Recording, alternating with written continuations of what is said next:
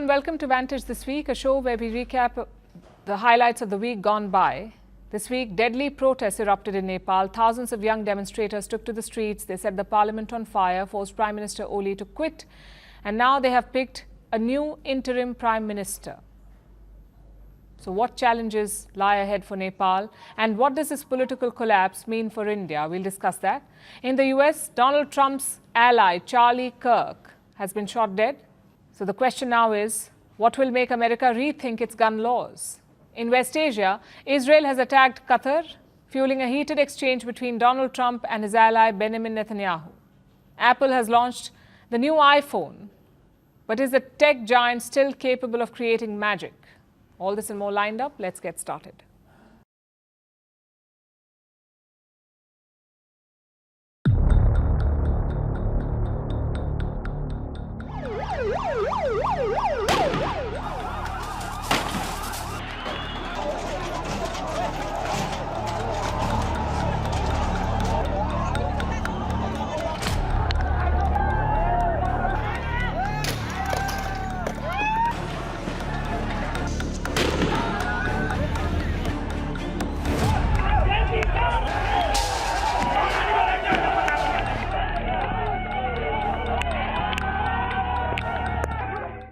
It's chaos in the Himalayas. The tiny country of Nepal has been gripped by violence. The parliament was on fire.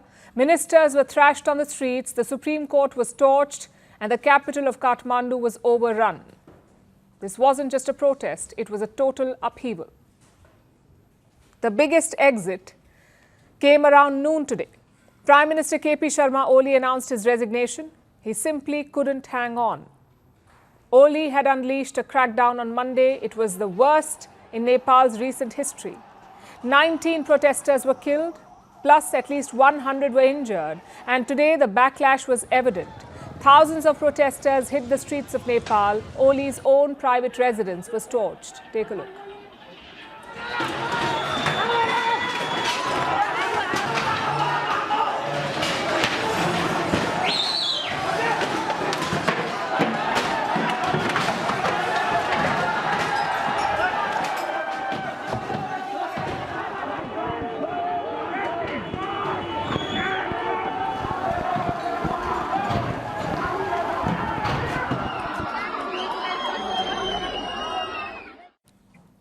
The Prime Minister had no choice.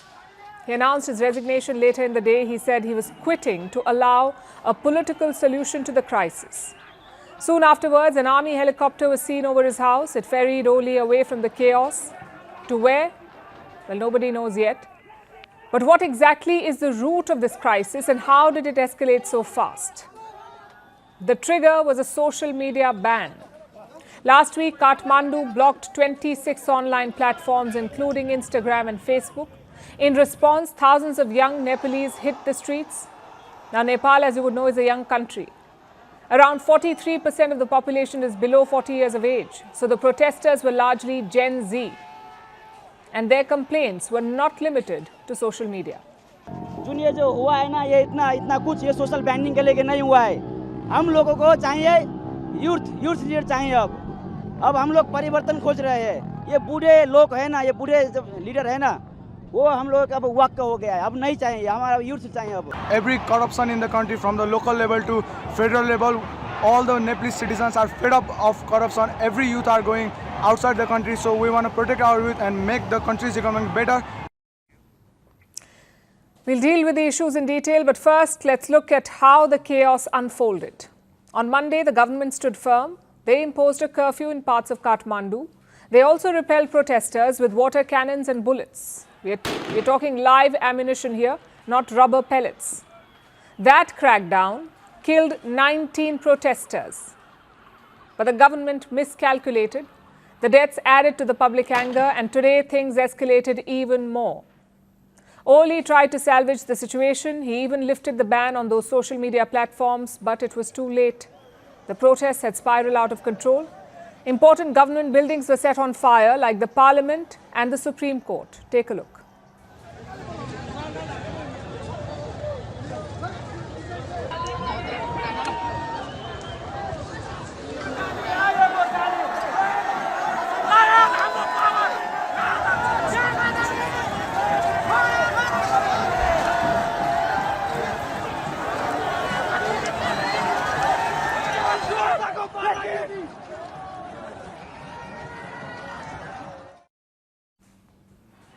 The anger was also directed at ministers. Nepal's finance minister was chased through the streets. He was thrashed and stripped by a mob.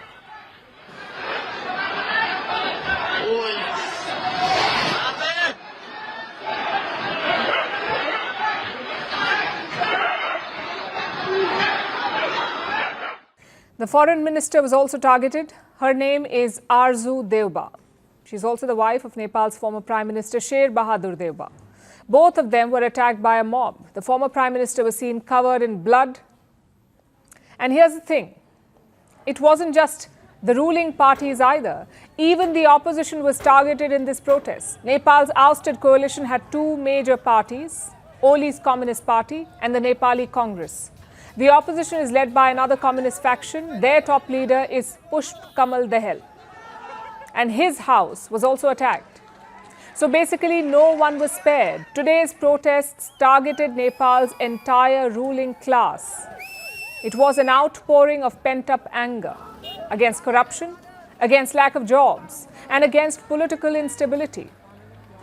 Now, we cannot defend the violent methods that they chose, certainly not the mob attacks. But they do show the level of frustration, of anger and disappointment. And as with any upheaval, now comes the most important question. What happens next? The Nepalese army is trying to control things. They are protecting some of the ministers. The army also released a statement hours ago. And here's what it says. We request all to remain calm, maintain social harmony and uphold national unity. We earnestly appeal to the entire Nepali army, the youth and the general public to stay united and disciplined. The president too has released a statement. He is urging the protesters to not cause further damage. He wants them to come to the table, basically to find a political solution.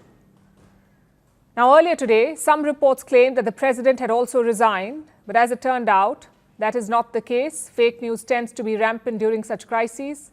As always, we promise to be accurate. At Firstpost, we prioritize facts over sensationalism, which brings us to the ground situation at the moment. There were protests and celebrations late into the evening. Nepalese youth continued to clash with riot cops.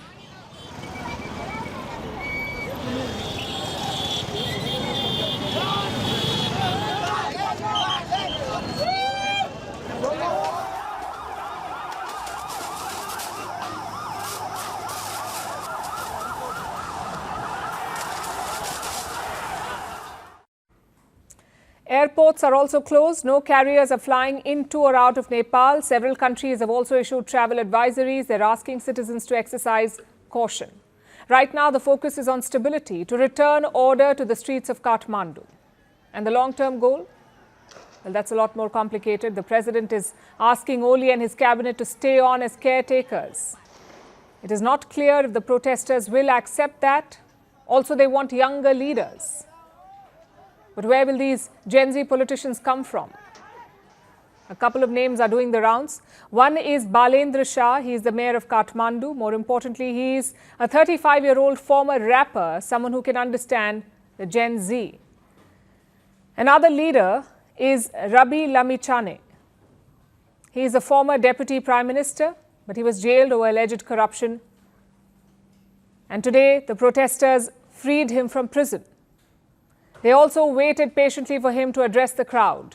Again, Lamichhane is not as old as his colleagues. He's just 51 years old.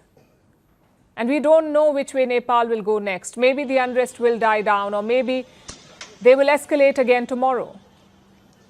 All we can say is this: the next 42 hours will be absolutely crucial. What happens in this time will shape Nepal's future. It's something we've seen before. Staging a revolution is the easier part. Preserving it is much harder.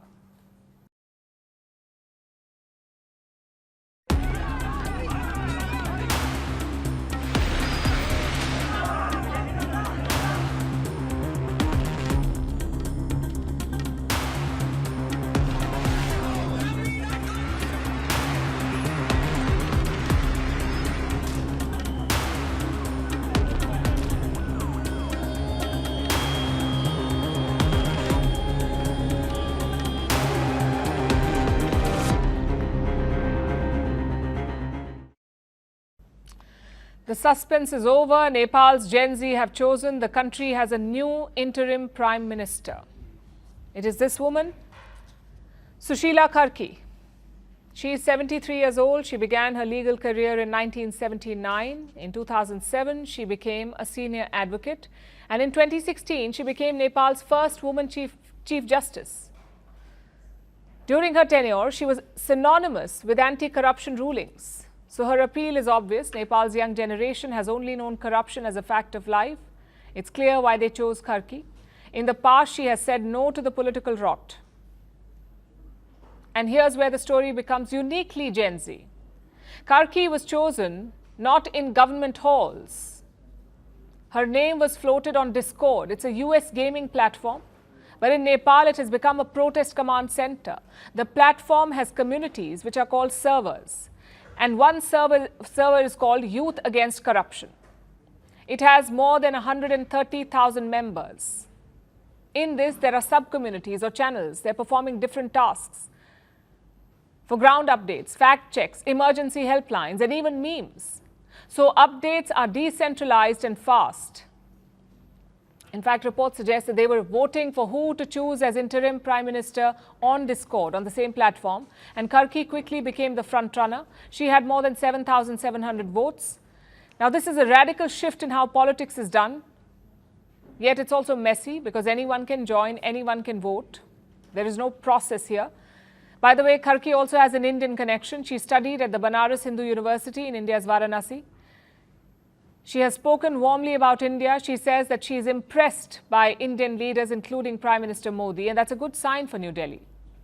She took oath as the interim Prime Minister today. The parliament has been dissolved. A small cabinet is in place, but their names remain secret. So basically, Nepal is moving forward after the chaos we saw this week. The interim government will navigate the country through this change. It will be responsible for holding fresh elections. And all of this sounds pretty straightforward on paper. But remember, Sushila Karki is 73 years old. She has never led a government. And leading Nepal today means managing more than corruption. There's an uneasy calm on the streets. Shops are shuttered. Soldiers are present at checkpoints. The parliament is a blackened ruin. And the economy has lost billions. The protests have cost Nepal's hotel industry more than 25 billion Indian rupees. That's 300 million US dollars. The Hilton Hotel in Kathmandu lost over 8 billion Indian rupees. That's 96 million US dollars. Thousands of jobs are gone overnight. And beyond the numbers, there is fear. More than 12,000 prisoners escaped during the chaos. Families are staying locked inside their homes. So Karki will face a lot of challenges. Number one is restoring order. Nepal's army is currently on the streets. Curfews are in place. Trust in the police is at rock bottom. So the first order of business is to restore normalcy, to get things back to normal ASAP. 2, economic recovery. Tourism is a lifeline for Nepal's economy that is currently bleeding. Bookings are being cancelled. Tourists are avoiding the Himalayan nation. Foreign investors are rattled. There is a need to assure the world that things are peaceful again. 3, youth expectations. Nepal's Gen Z does not want another placeholder. They want transformation, and they want it fast. Delivering on that will be crucial. And last, the political vacuum. Nepal's traditional parties are discredited. The parliament has been torched. Some ministers have fled the country. Can any interim prime minister actually govern without a functioning legislature? That's the big question. Nepal has seen 15 governments in 17 years. So Karki has her task cut out. How she navigates the situation will decide Nepal's future. Meanwhile, can Nepal's Gen Z hold their nerve as the rebuilding begins? Because revolutions are noisy and dramatic, but governing can be painfully slow and quiet.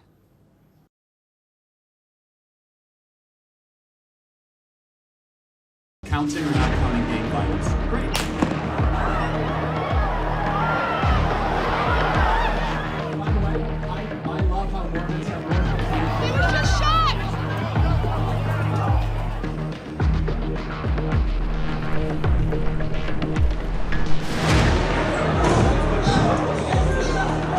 There were gunshots. Oh my God.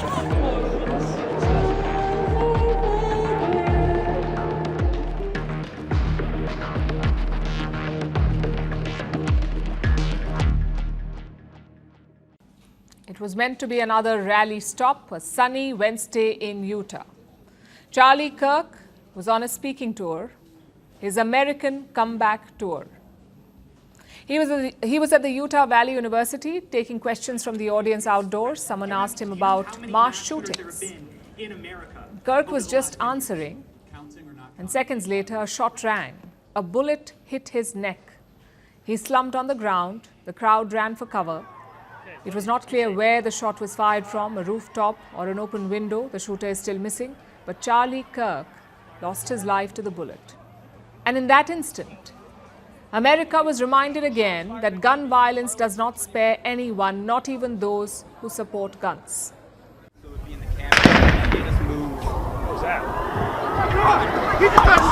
There's been a shooting. We heard shots. We heard shots.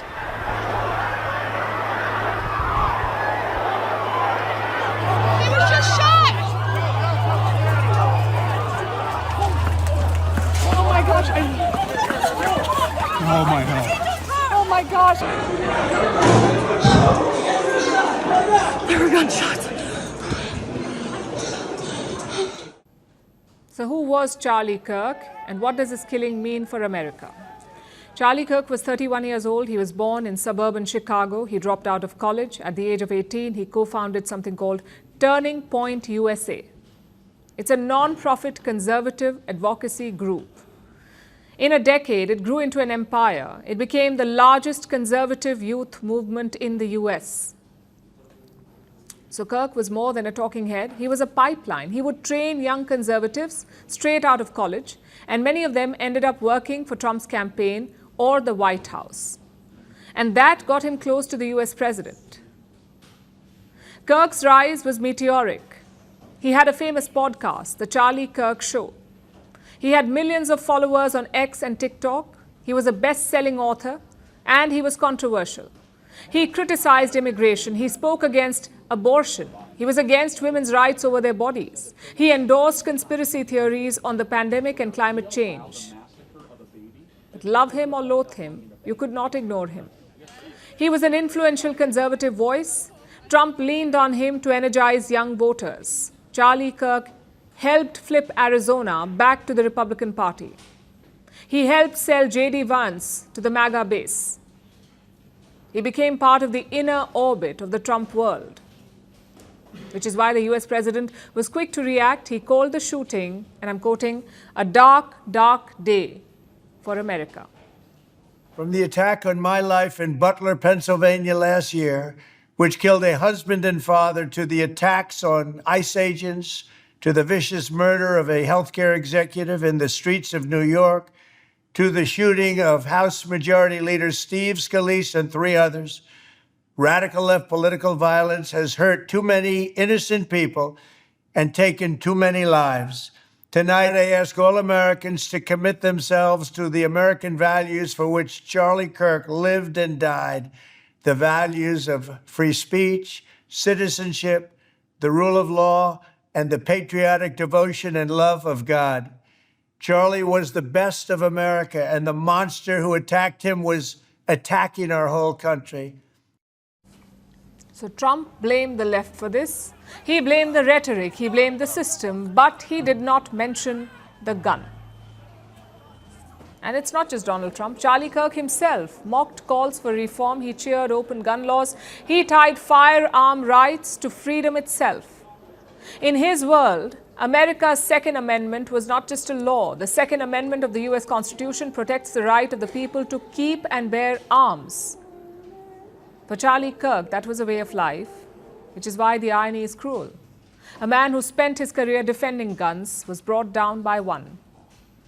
For now, the hunt is on for the shooter. There is a massive manhunt underway. But even if they solve this case, they won't solve the larger problem, because this is a nightmare on repeat. Every day, Americans die from gun violence, mass shootings, suicides, stray bullets, schools, churches, concerts, campuses, Republican states, Democratic states, big cities, small towns. It covers all of America. As of July 2025, there were nearly 19,000 gun violence deaths and more than 2,200 mass shootings this year. And yet, America is divided over it. One side prays, the other side protests, and the guns remain. Will Charlie Kirk's death change that? You see, political violence is not new to the US, but it always shocks. John F. Kennedy, Martin Luther King Jr., Robert F. Kennedy, the recent shooting on Donald Trump, they jolted the country, but the assassination of a polarizing figure like Kirk does something else. It forces people to sit with contradictions. Here was a man who preached that guns protect freedom, who told audiences not to fear them, who dismissed calls for reform, and he died by the very weapon he defended. It's a reminder that bullets do not discriminate by ideology. So again, will America act now, or will Charlie Kirk's name be added to a list of martyrs? Chances are it will be the latter, because the US has normalized gun violence. Every shooting makes headlines, the politicians promise action, the headlines fade, and the cycle resumes. Charlie Kirk's death is not just a political assassination, it is another symptom of a country bleeding out one bullet at a time.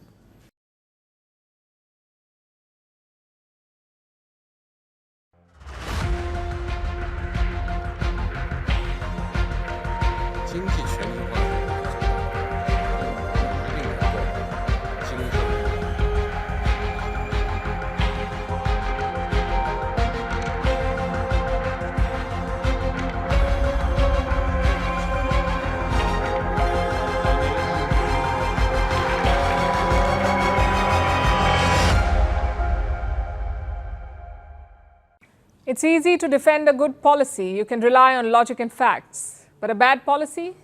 Well, you must resort to attacks and name-calling. Just ask Donald Trump's trade advisor. His name is Peter Navarro. His day job is to advise Trump on tariffs, but on the side, he specializes in name-calling. Navarro's latest? He's calling BRICS countries vampires. First, listen to what he said. The bottom line is that none of these countries can survive if they don't sell to the United States. And when they sell to the United States, their exports, they're like vampires sucking our blood dry with their unfair trade practices. But I don't see how the BRICS stay together since historically they all hate each other and kill each other. Vampires live forever, but Navarro says BRICS will not last. Clearly, he's never seen vampire movies. But on a serious note, why this hatred towards BRICS? Well, the fact is, it's not new. Even before taking office, Donald Trump had attacked BRICS. He called it an anti-American bloc. He also issued a threat to BRICS nations. Don't challenge the US dollar. If you try, you will face 100% tariffs. That's what Trump said. And while this approach is new, the objective is not. Washington sees BRICS as a challenge to the US-led order. They feel it will undermine the US dollar and the Western economic system. So no US president would like to see the BRICS thrive. Like I said, the only difference is the approach. Other presidents tried to weaken the bloc's unity. How? Through divide and conquer. They built close ties with founding members of BRICS, countries like India and Brazil. But Donald Trump is doing the opposite. His highest tariffs have been imposed on India and Brazil, 50% on both nations, which makes you wonder, what is the strategy? Is Trump unwittingly boosting BRICS? Well, we have to say the signs are all there. Yesterday, BRICS leaders held a virtual summit. It was convened by Brazil's President Lula da Silva. Other heads of state also attended, like President Putin of Russia, President Xi Jinping of China, President Ramaphosa of South Africa, President El-Sisi of Egypt, President Pezeshkian of Iran, and President Subianto of Indonesia. Interestingly, Prime Minister Modi of India did not attend. In his place, Foreign Minister Jaishankar represented India. This meeting was convened to discuss Trump's tariffs. BRICS nations face the worst of it. India and Brazil, like I said, face 50%, China and South Africa 30%, Indonesia 19%, which is why they gathered to discuss a joint response. Jaishankar did not mention the tariffs, but he called for fair and transparent trade. The world, as a collective, is seeking a stable and predictable environment for trade and investment. At the same time, it is imperative that economic practices are fair, transparent, and to everyone's benefit. Others were more blunt. Lula accused Trump of using tariff as blackmail. He said the US was meddling in domestic affairs. Ramaphosa also criticized the unilateral tariffs. He said that they would hurt the global south. And Xi Jinping? Well, he took the opportunity to push for alternatives. Xi called for building an open global economy. No matter how the international situation changes, we must remain steadfast in promoting the building of an open global economy, sharing opportunities and achieving win-win results through openness. So what is the BRICS plan? They know that Trump is not de-escalating. He's shutting off the US market to BRICS exports. So the bloc is looking at alternatives like increasing trade within the BRICS market. And on paper, it should work. After all, the BRICS countries make up 56% of the global population. They also make up 44% of global GDP. So technically, they can cushion the tariff impact. What they need is political will. Until now, that was missing. India had its own reservations about BRICS. They felt it was becoming a Chinese club. The question is, have those reservations been addressed? Well, yes and no. India is certainly rekindling with China. It is also boosting its partnership with Russia. But the old concerns remain, which is why Prime Minister Modi did not attend yesterday's BRICS meeting. Of course, that could still change if Trump does not relax the tariff pressure, if his officials do not stop the daily attacks, then India may shed its ambivalence. For years, BRICS struggled to find relevance and unity. Now it may have found the catalyst in Donald Trump.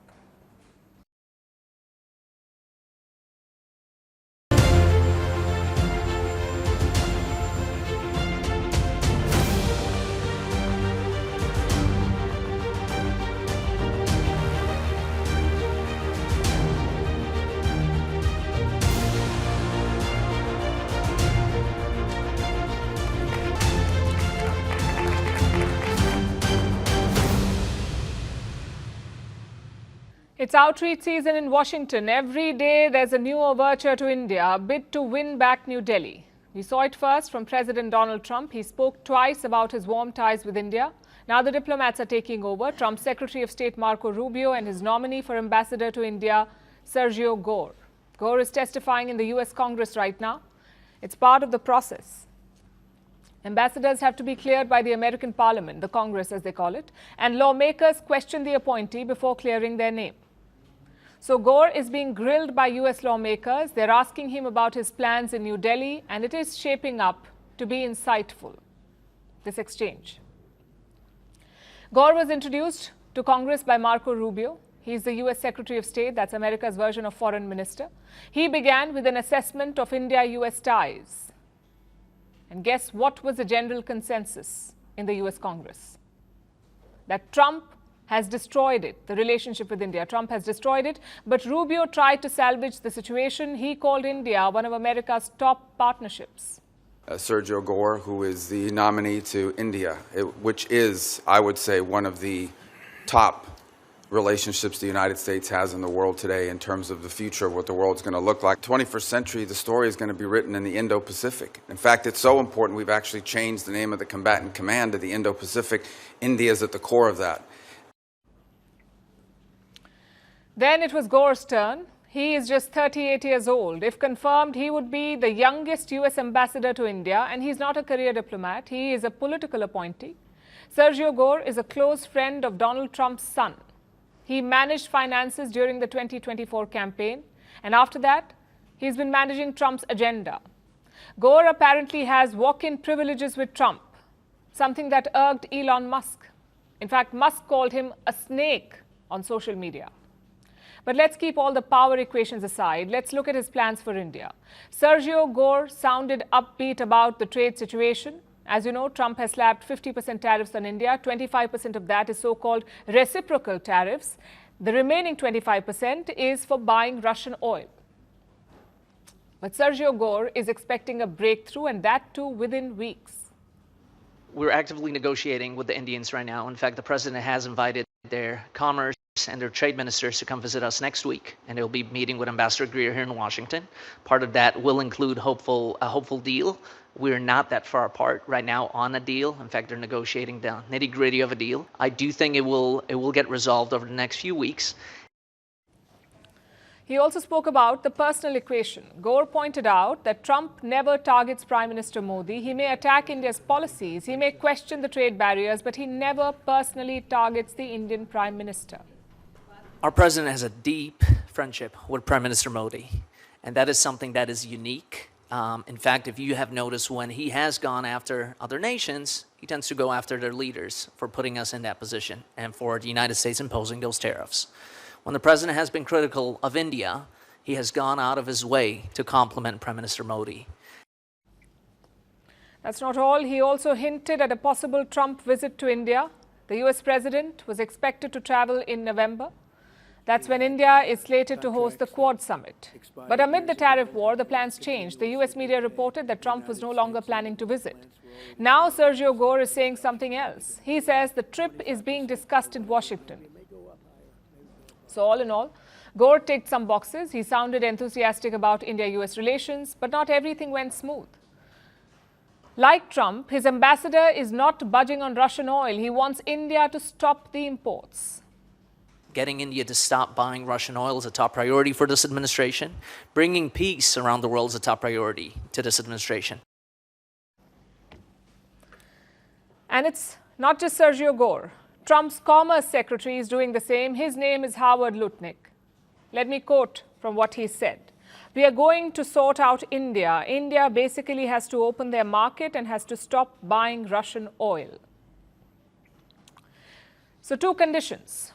One, the US wants India to open up its markets. I presume he's talking about agriculture and dairy. And two, he wants India to stop buying Russian oil. Now, both these demands have been non-starters in the past. India is not abandoning Russian oil. If anything, it is doubling down. Look at the data from August. India imported Russian oil worth $3.4 billion. That's up from $3.17 billion in July. So the value of imports is up by more than 7%. Compare that to China.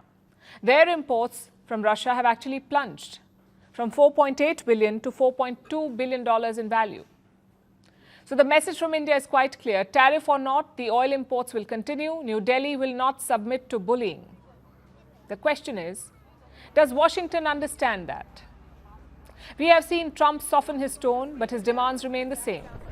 Until those change, progress is unlikely. Also, there seems to be a misconception about India, about India's foreign policy. It was clear in Sergio Gore's statement. He wants to pull India away from China and into America's side. Chinese expansionism is not just on the border of India, it's all over the area. And so we share a lot in common, and we share a lot of the same concerns that other nations in the region do. So should I be confirmed, we will make that a top priority, that India is pulled into our side and away from them. Just one problem, though. India is not in the business of picking sides, neither America's nor China's. India prefers to remain multi-aligned and committed to its own interests. This gives New Delhi flexibility and options. If China provokes, we can work with the Americans. If the US provokes, we can turn to the BRICS and SCO. And if nothing works, we can turn inward. Hence the policy of strategic autonomy. It looks like American policymakers do not understand that. They feel they can recruit India against China, first by bullying and tariffing us, and now by sweet-talking us. I'm afraid both tactics won't work. Trump and his officials need to realize that India is not Europe or Britain. You cannot just bulldoze your way around. You must make concessions and meet India halfway.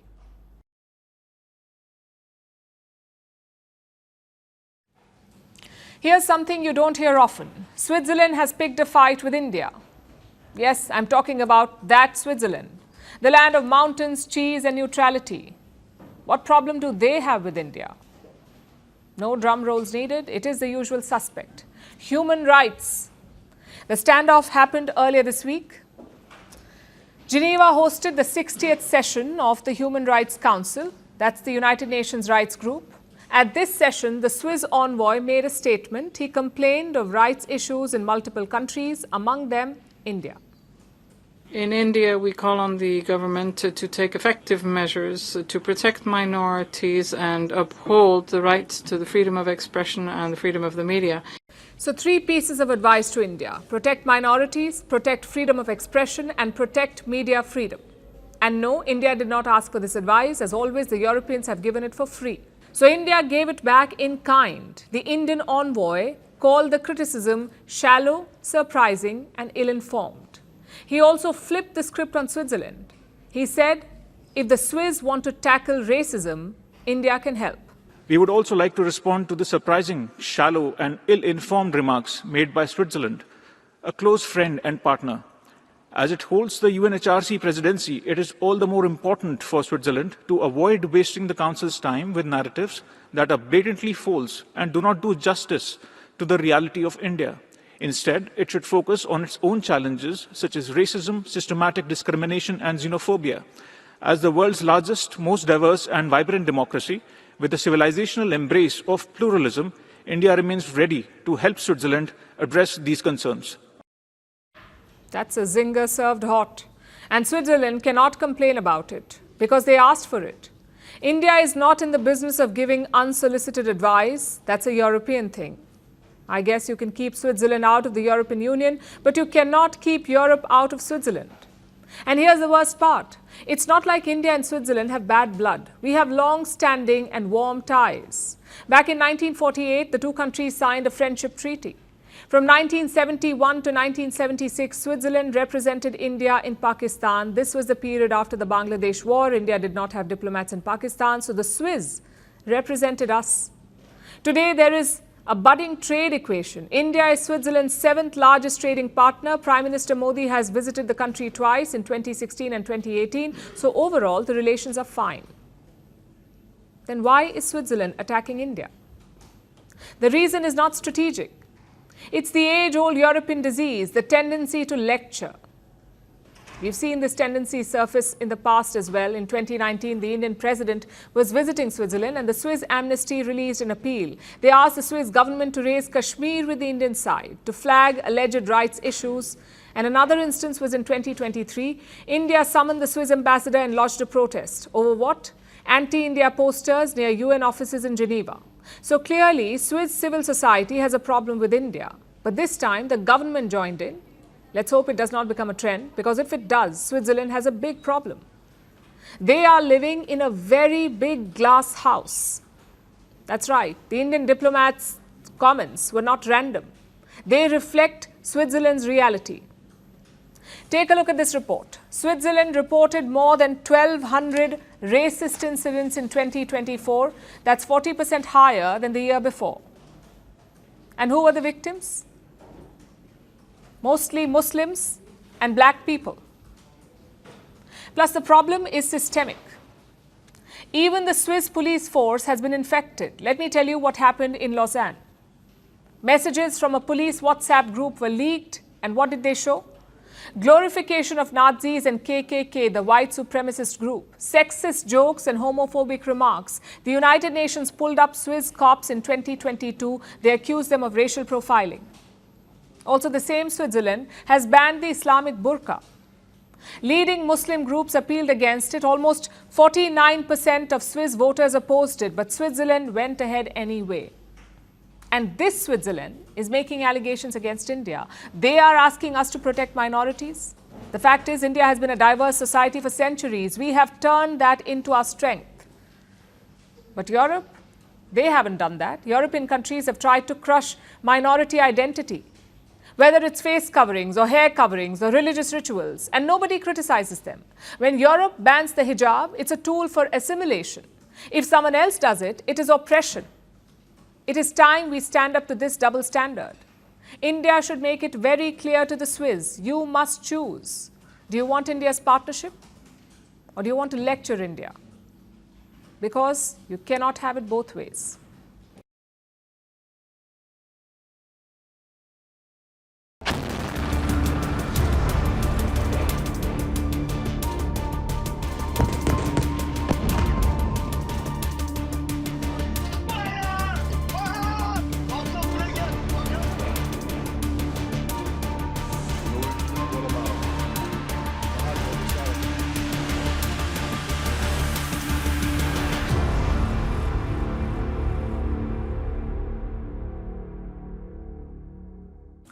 Donald Trump is facing a new crisis, courtesy Benjamin Netanyahu, the Prime Minister of Israel. 2 days ago, Israel attacked Qatar, a direct military strike. It was a bold move and a major blow to America's Gulf strategy. Qatar is a key U.S. defense partner. It's a critical node in West Asia's military balance. Remember, less than 4 months back, Trump was in Doha, the capital of Qatar. It was his first foreign trip as president in the second term. And Trump signed a major defense pact. It was meant to deepen ties and cement Qatar's role in America's West Asia policy. But Israel, which is another close American ally in the region, may have bombed that agreement. Inside the White House, there's growing frustration. President Trump is not happy. Fresh reports have emerged. They say Trump spoke with Netanyahu after the strike on Qatar. The call happened on the same day, and according to senior U.S. officials, it was a heated exchange. Trump told Netanyahu that the strike on Qatar was, quote-unquote, unwise. And what was Netanyahu's response? Well, he said he had only a brief window to act, so he decided to go ahead. And the conversation did not end there. A second phone call followed, apparently on the same day. This time, Trump was more measured. He asked Netanyahu if the strike had worked, and Netanyahu said he wasn't sure. Hours later, the Hamas confirmed the toll. 6 lower-level operatives were killed, but the Hamas leadership survived. Later, Trump spoke to the press, and he said he was unhappy about the situation. Well, I'm not thrilled. I'm not thrilled about it. I don't have to do that. I'm not thrilled about the whole situation. It's not a good situation. I was very unhappy about it. Very unhappy about every aspect. And we got to get the hostages back. But I was very unhappy about the way that went down. The number of times he said very unhappy. So what made him so unhappy? Well, Trump learned about the strikes well after they began, and that too not from Israel, but from the U.S. military. In other words, Netanyahu once again kept him in the dark. What's worse, he attacked Doha, the capital city of Qatar. Israel says the target was Hamas leadership in the city. Washington says Qatar was informed in advance, but Qatar says that's a lie. In fact, they have publicly rejected the claim. And this only deepens Trump's problems. For months, he has pushed for a ceasefire in Gaza and for the release of Israeli hostages held by Hamas. But this strike has killed any prospects of peace. You see, Qatar was the one leading the talks. It was mediating between Israel and Hamas, and Israel went ahead and bombed it. As the Qatari Prime Minister puts it, Netanyahu has, and I'm quoting, killed any hope of a hostage deal. He called the airstrike on Doha an act of state terror. And how did Netanyahu respond? Well, he has issued a warning to Qatar. We went after the terrorist masterminds who committed the October 7th massacre. And we did so in Qatar, which gives safe haven. It harbors terrorists. It finances Hamas. It gives its terrorist chieftains sumptuous villas. It gives them everything. And I say to Qatar and all nations who harbor terrorists, you either expel them or you bring them to justice.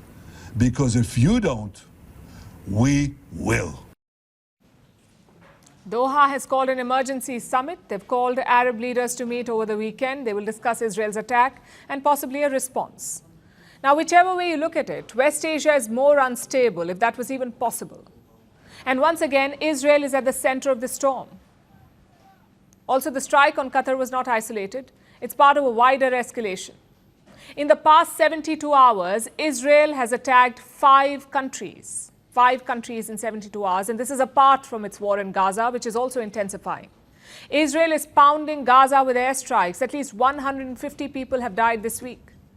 On Monday, Israel also struck 2 districts in Lebanon. 5 people were killed. Israel said it was targeting Hezbollah positions, even though they have a ceasefire in place with the Hezbollah.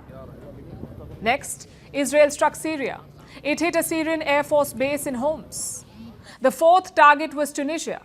Reports say Israel struck it with a drone on Monday. It hit a ship that was bound for Gaza. The 5th operation was in Qatar. We've already told you about it. And yesterday, Yemen was hit. Israel bombed the Sana'a airport. Fires were seen on the tarmac. So this is escalating. Israel is widening its campaign. Its war is spilling across borders and dragging more countries into the crisis. Yesterday, Indian Prime Minister Narendra Modi spoke with Qatar's Amir and he condemned the Israeli strikes on Doha. The government statement does not name Israel, but it terms the strike, and I'm quoting, a violation of sovereignty. Prime Minister Modi also asserted the need for dialogue and diplomacy. In fact, that's been India's position all along. For Donald Trump, West Asia is becoming a headache. He prides himself on restraint. He loves to claim that he is ending wars across the world, but he is clearly failing in West Asia and struggling to reign in Israel, an ally that keeps defying America's warnings.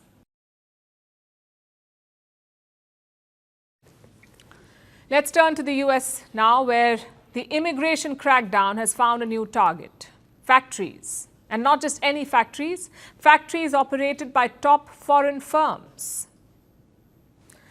Here's the backstory. On Thursday, immigration officials descended on Georgia. We're talking full Hollywood-style raids. Blacked out SUVs, armored vehicles, and agents in full gear. Their target, an under-construction car battery factory. It's being built by two South Korean giants, car maker Hyundai and electronics firm LG. Hundreds of immigration agents swept into this building. They rounded up 475 workers, out of which more than 300 were South Korean nationals. They were paraded outside the plant. Take a look at this. Keep coming this way, please. Dale, muchacho, vamos a salir de ahí para evitar problemas. Vámonos. Worried about the guns.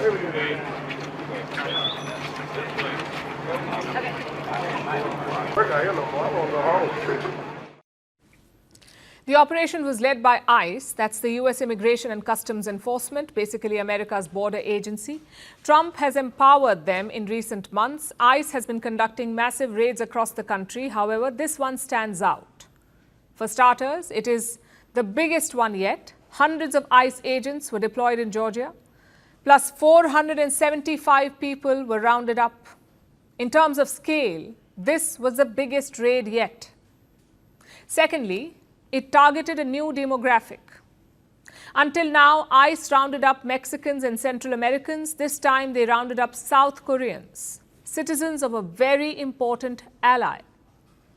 So naturally, there was a bigger fallout. South Korea has criticized the ICE crackdown. They conveyed their concern and regret. In Seoul, we also conveyed our concerns and regret through the U.S. Embassy today, urging special attention to ensure that the legitimate rights and interests of our citizens are not violated. The economic activities of our companies investing in the United States and the interests of our citizens must not be unduly violated during the course of U.S. law enforcement. But the U.S. is not de-escalating. Donald Trump has weighed in on the raid. He says ICE was only doing its job and that the rounded up Korean workers were illegal. And I would say that they were illegal aliens and ICE was just doing its job. But I know nothing about the instance. It happened a little while ago. And we had, as I understand it, a lot of illegal aliens, some not the best of people, but we had a lot of illegal aliens working there. So, you know, look, they're doing their job. That's what they have to do. These are people that came through with Biden. They came through illegally. They came into our country. So we have to do our job. So what is the truth? Were all 475 workers illegal? It's not clear yet. Some of them were employees of LG. Others were hired by contractors and subcontractors. Some had indeed entered America illegally, while others had overstayed their welcome, basically came in legally but refused to leave. A couple of workers say that they have visa waivers, that they can legally work in America for 90 days. But like I said, the full picture is unclear. These workers will not face any punishment in America because South Korea has reached a deal with Washington. So they will be flying back the detained workers. As we speak, the South Korean foreign minister is heading to the US. He will oversee the repatriation. He also plans to discuss work visa issues. We were aware of such problems. And with this incident, I'm going to visit the United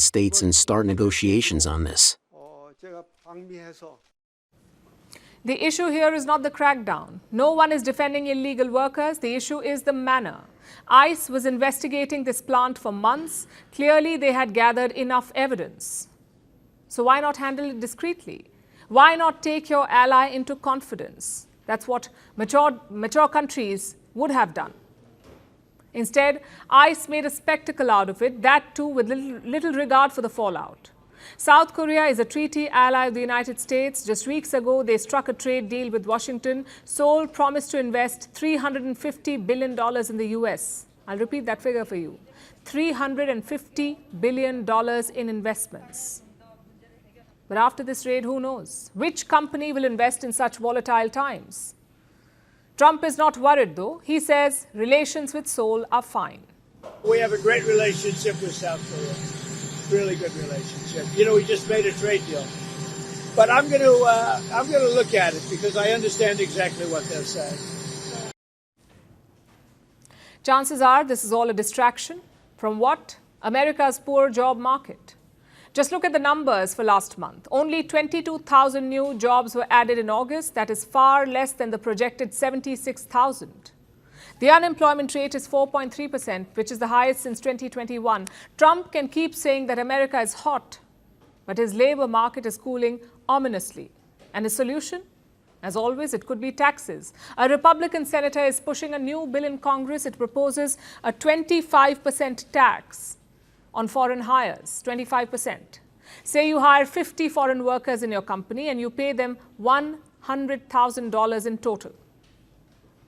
This bill will slap a 25% tax on those payments. In this case, $25,000. That will be the tax. The idea is to discourage companies from hiring foreign workers.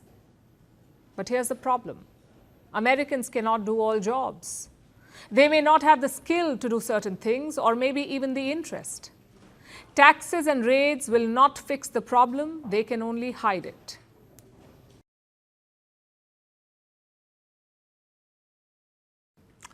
Our next story is about BYD, the biggest maker of electric cars in the world. BYD has issued a blunt warning. It is aimed at China's EV industry. It says around 100 car brands in China need to be, quote-unquote, pushed out. That's the term they used, pushed out. BYD says that China's EV market has too many brands and most of them will not survive. Now, this statement was made by Stella Li. She's BYD's executive vice president. She said, and I quote, about 100 car makers need to be pushed out. And she said this in Munich at one of Europe's biggest car shows. It's quite a bold statement, but it is rooted in simple economics. The Chinese market is overcrowded. There is too much supply and not enough demand. According to Li, even 20 car brands may be too many. And how many EV manufacturers does China have? 129. Most of them are battling for survival. They're slashing prices drastically to do so, and BYD believes it is time to let the weakest fail. Needless to say, this position suits them. BYD is the biggest EV maker in the world. It overtook Tesla in 2024, and it is backed heavily by the Chinese state. So when it says some brands should fold up, it means fewer players to compete with. So there is business interest in this statement, but there's also a fundamental issue here. And that is aggressive discounting. It is fueled by government subsidies for car makers in China. This has led to a full-blown price war, and BYD wants to end that. Because despite being the biggest, they're not immune to pressure. There's a strain on the company's profits. Margins are shrinking. If the weaker brands were to exit, brands like BYD would have more pricing power and fewer competitors. In fact, let's look at some data. Like I said before, China has 129 EV brands, but only 10% of them will be profitable by the year 2030. That's less than 1 in 10 brands. In the best case scenario, just 15 companies will survive, 15 companies out of 129. They will command 75% of the EV market in mainland China. The rest will be gone.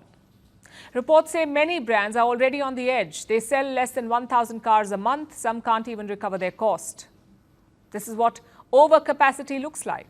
When there are more cars than buyers, China can produce 20 million EVs in a year. Last year, only half of this capacity was used. That's 10 million cars. The price cuts make the situation worse. Car makers in China offer deep discounts, trade-in bonuses, tax exemptions, zero-interest loans, all of it. It's great for the buyers, but it's unsustainable for the industry. Today, only 3 Chinese car makers are profitable. That's BYD, followed by Li Auto, which is another competitor for Tesla in China, and Aide. This is a car company backed by Huawei.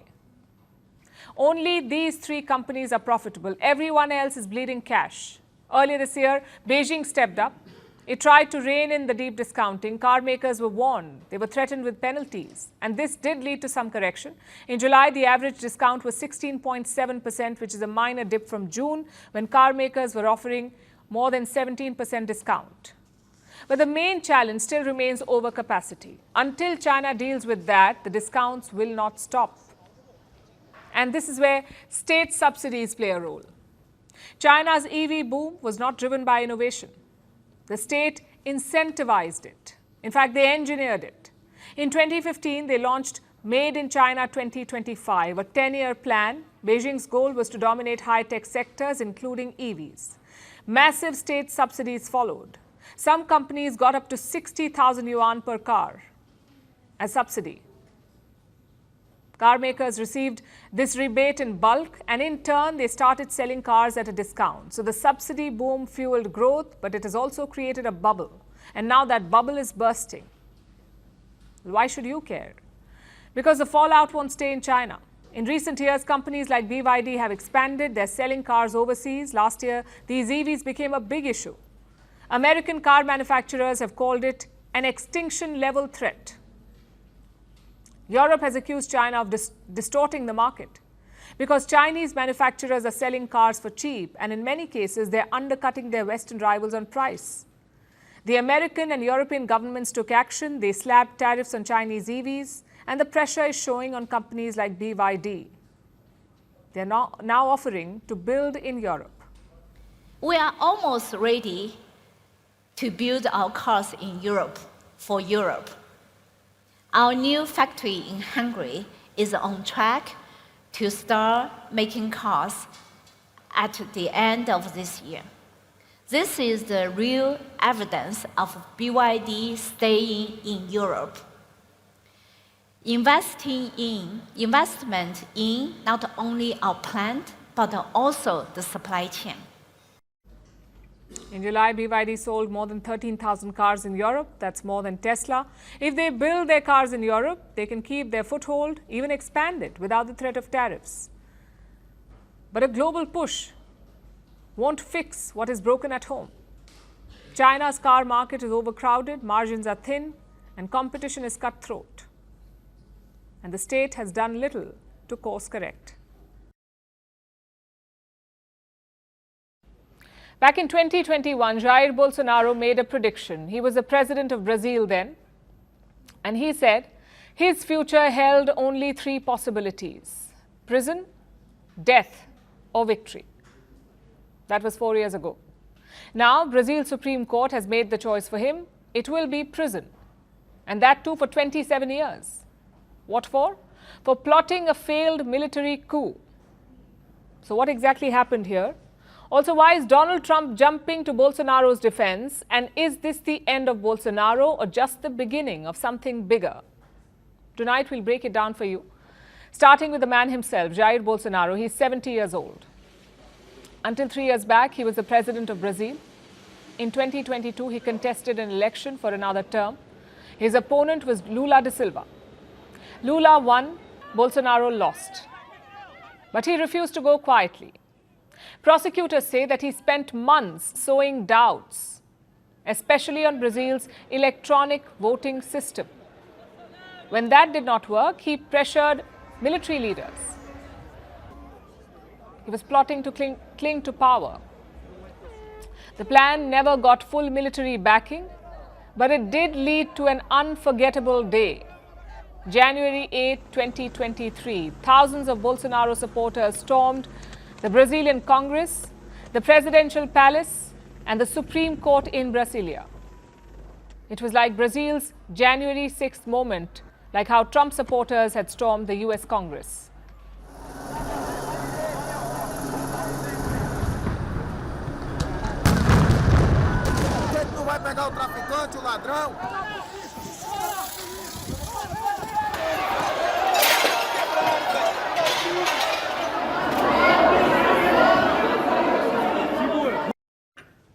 So Bolsonaro was accused of plotting the coup. The case went to the Supreme Court and the top court has finally delivered its verdict. It's a split verdict. 4 out of 5 justices found Bolsonaro guilty. The charges range from plotting a coup to leading a criminal organization. One judge dissented. He argued that there wasn't enough evidence to convict. The defendant Jair Bolsonaro was convicted by a majority of the crimes here specific to leading an armed criminal organization, in addition to attempted violent abolition of the democratic rule of law, coup, damage qualified by violence and serious threat against the union's property and considerable damage to the victim and deterioration of the listed property. So Bolsonaro is convicted. He now faces 27 years and 3 months in prison. He is also barred from running for office till 2060. That's 8 years after the end of his prison sentence. And the sentence itself is historic. No Brazilian president has ever been convicted of trying to overthrow the system that they once led. But here's the paradox. Bolsonaro may be a convict, but he's far from politically dead because his base remains loyal. Tens of thousands of people are ready to march for him on the streets. His allies in the Brazilian Congress are pushing for an amnesty bill. And then there's a family factor. His sons are politicians. His wife, Michelle, is already seen as a potential heir to his movement. Politicians are jockeying to inherit the Bolsonarista vote. And the real conflict now is not just between Bolsonaro and the court. It's between institutions and a movement that refuses to vanish. And then there's Donald Trump. It wouldn't be a Bolsonaro story without him. The US president counts Jair Bolsonaro as a close ally. They're almost ideological twins. Bolsonaro is called Brazil's Trump. So the US was quick to denounce the ruling. Trump called it a witch hunt. President. Of a country, and I always found him to be very straight, very outstanding. Actually, as a man, a very outstanding man. I think it's a terrible thing, very terrible. I think it's very bad for Brazil. And Trump has gone further than words. Remember, he slapped 50% tariffs on Brazilian imports just for prosecuting Bolsonaro. That was the reason he gave. The tariffs on Brazil were because of the case on Jair Bolsonaro. And you can understand why Trump is so sympathetic. Bolsonaro's trial looks eerily similar to Trump's own legal battles in the US. It's political persecution disguised as justice. Well, I watched that trial. I know him pretty well. Foreign leader.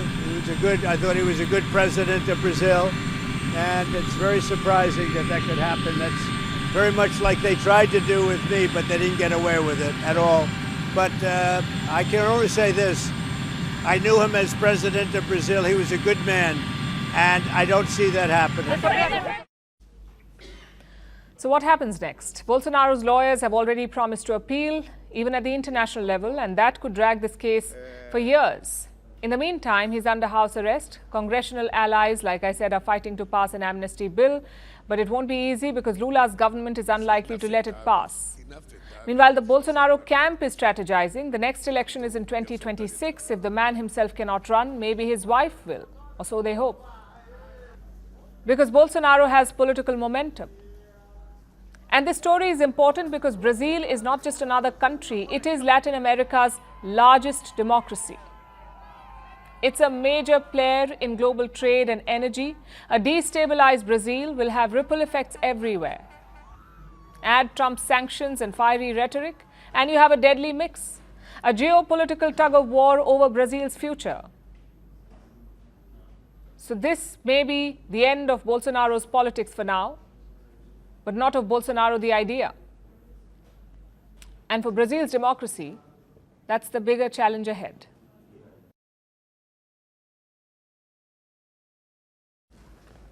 It's that time of the year again. Spotlights hit the Steve Jobs Theatre in Cupertino. Tim Cook walks out and the world leans in to see what is next. This year was no different. New thinner iPhones, new AirPods that live translate and new sturdier watches. Tim Cook, the CEO, called the iPhone 17 lineup the biggest leap ever for iPhone, the biggest ever design change. But it has also raised a question. Is Apple still capable of creating magic? Or is it just a very expensive recycling plant for ideas? Let's take a look. First, the new launch. Apple released the iPhone 17 in its many variations. It has a new look, sort of. The Pro models now sport a camera plateau. In simple terms, it is a horizontal strip of lenses, so finally your phone can sit flat on a table. It is lighter than previous phones, the display is brighter and the battery life is marginally better. Then there is the new iPhone Air. It is the most hyped product of this launch. The Air is the thinnest iPhone ever. It is slimmer than a stack of 7 credit cards. You can call it an iPhone on Ozempic. So of course it is impressive, but beauty has its compromises. One camera lens, a slightly weaker battery and no ultra-wide shots. Apple is betting we trade functionality for elegance. Which also brings us to the price. How much will you be paying for the new iPhone? The cheapest is the base model at around $799, which is 82,000 Indian rupees. The most expensive is the Pro Max variant. It costs around $1,199. That's 1,49,000 Indian rupees. The Air costs $999. That's 1,19,000 rupees. But here's the thing. Apple has basically stuck with the same rounded rectangle since 2019. Compare the iPhone 17 to the iPhone 11, you will see more familiarity than difference. They more or less look the same. And that's a far departure from the Steve Jobs era. He wanted to make the very first iPhone feel like it came from, and I'm quoting, it came from a future that hadn't arrived yet. Well, today the future feels more like déjà vu. And then there's the elephant that is not in the room. Artificial intelligence. Google cannot stop talking about Gemini. Microsoft is pushing Copilot. Meta has a brand new super intelligence team. But Apple, they barely mentioned AI at all. This event had 4 references to AI. 4. If you blink, you would miss them. And why is that? Because the last time Apple hyped AI, it blew up in their face. Siri got an AI upgrade last year. It was glitchy and inaccurate. Clearly, Apple does not overpromise twice. Instead, it is stepping back while its competitors burn billions, and that silence points to something bigger. The deeper question, has Apple lost its spark? Again, think back to the Steve Jobs era. Every launch felt like a magic trick. The iPod, the original iPhone that changed smartphones. But now things are different. The magic has shifted from jaw-dropping to mildly pleasing. Maybe that's inevitable. You can only reinvent the wheel so many times, and yet millions will still line up, pre-orders will still crash servers, your group chat will still debate which color is better, because here's the secret. Apple is not really selling gadgets anymore. Apple is selling the feeling of being part of the Apple story. Your iPhone talks to your Apple Watch, which syncs with your MacBook, which unlocks your iPad, which pings your AirPods. It's less an ecosystem, more a velvet prison. You could escape. But do you really want to re-download all those apps and reset all those passwords? And that's the point, I guess. Apple holds your loyalty, not because every new gadget is revolutionary, but because the brand still carries that whisper of magic. So yes, Apple has not lost the charm completely. The iPhone 17 is not the revolution you were secretly hoping for. In an age where everyone is screaming about AI, Apple is talking about design and experience. Maybe that's risk aversion. Maybe that's strategy. Yet come Friday, millions will pre-order the new iPhone anyway, because deep down we are still waiting for that gasp. Until then, the iPhone is not a revolution, just a thinner, shinier, more expensive version of the same old story.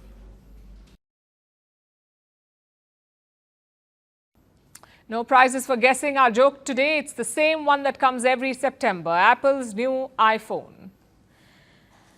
It is like a sequel where the plot never changes. Same old design, same old camera tricks, but a brand new number on the packet. This one is iPhone 17. The internet was not impressed by the product, and as always, they made it evident. Take a look.